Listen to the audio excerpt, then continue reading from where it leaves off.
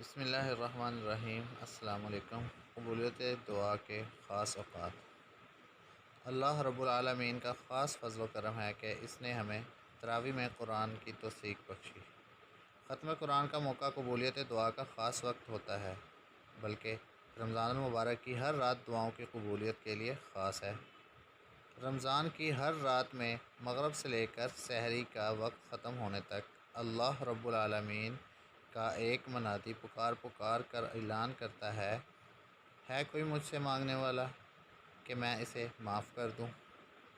ہے کوئی رزق مانگنے والا کہ میں اسے عطا کر دوں؟ ہے کوئی مصیبت اور پریشانیوں میں گرفتار عافیت مانگنے والا کہ میں اسے عطا کر دوں؟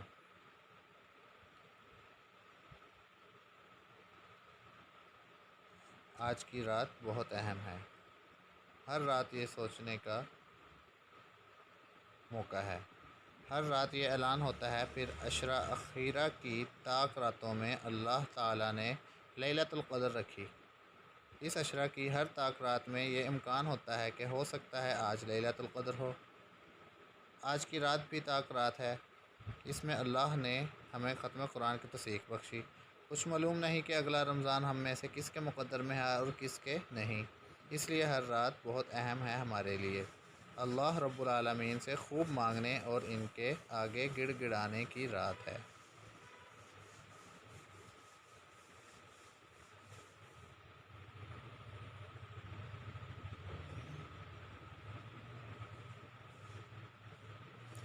رجب کا چاند دیکھنے کی دعا۔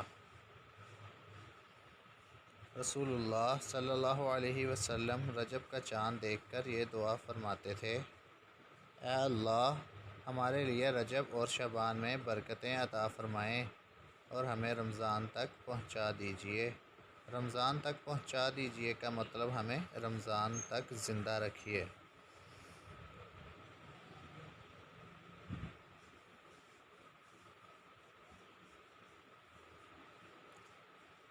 رمضان المبارک بخشش کا بہانہ۔ آیت قرآنیہ اور رسول اللہ صلی اللہ علیہ وسلم کے ارشادات میں غور کرنے سے معلوم ہوتا ہے کہ رمضان المبارک کو حضرت صلی اللہ علیہ وسلم کی امت کی بخشش کے لیے بہانہ بنایا گیا ہے۔ چونکہ قرآن مجید میں اللہ نے جناب رسول اللہ صلی اللہ علیہ وسلم سے یہ وعدہ کر لیا تھا، ضرور دے گا آپ کو آپ کا رب کہ آپ خوش ہو جائیں گے۔ چونکہ اللہ رب العالمین کو اپنے محبوب محمد مصطفیٰ صلی اللہ علیہ وسلم کو راضی کرنا ہے، اور آپ صلی اللہ علیہ وسلم اس وقت راضی ہوں گے جب آپ صلی اللہ علیہ وسلم کی ساری امت جنت میں چلی جائے گی۔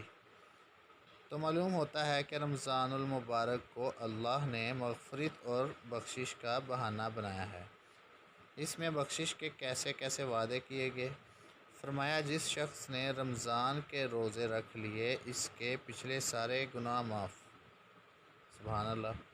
جس نے رمضان کی تراویح پوری پڑھ لیں اس کے پچھلے سارے گناہ معاف۔ سبحان اللہ۔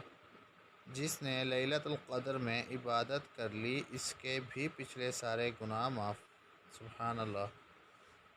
اور اس ایک رات کی عبادت کا ثواب 1000 مہینے کی عبادت سے زیادہ ہے۔ 1000 مہینوں سے تقریباً 83 برس بنتے ہیں۔ اس کا مطلب یہ ہوا کہ جس شخص کو لیلۃ القدر میں عبادت کا موقع مل جائے گویا اس نے پوری عمر عبادت کر لی۔ یہ سب انعامات دیکھ کر یہ معلوم ہوتا ہے کہ یہ مہینہ اللہ کی طرف سے بخشش کا بہانہ ہے۔ چنانچہ رمضان المبارک میں اور بھی چھوٹے چھوٹے اعمال پر بڑے بڑے فضائل رکھے گئے ہیں۔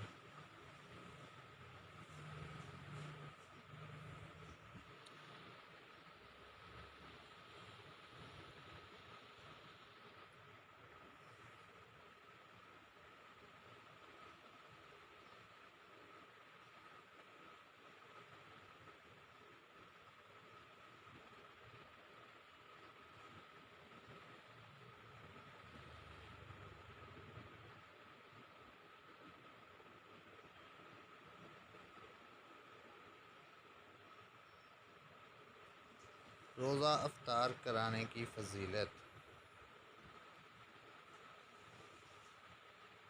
سیدنا محمد مصطفیٰ صلی اللہ علیہ وسلم نے ارشاد فرمایا کہ اگر کوئی اپنے مسلمان بھائی کا روزہ افطار کروائے تو اس کے سارے گناہ معاف کر دیے جائیں گے، اور پھر یہ بھی کہ افطار کرنے والے کو تو اس کا ثواب ملے گا ہی، افطار کرانے والے کو بھی ایک روزے کا ثواب دیا جائے گا۔ سبحان اللہ۔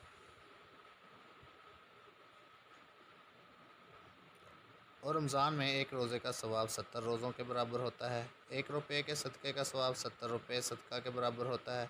فجر کی ایک نماز پڑھی تو فجر کی 70 نمازیں پڑھنے کا ثواب ہے۔ غرض یہ کہ ہر عمل کا ثواب 70 گنا بڑھ جاتا ہے۔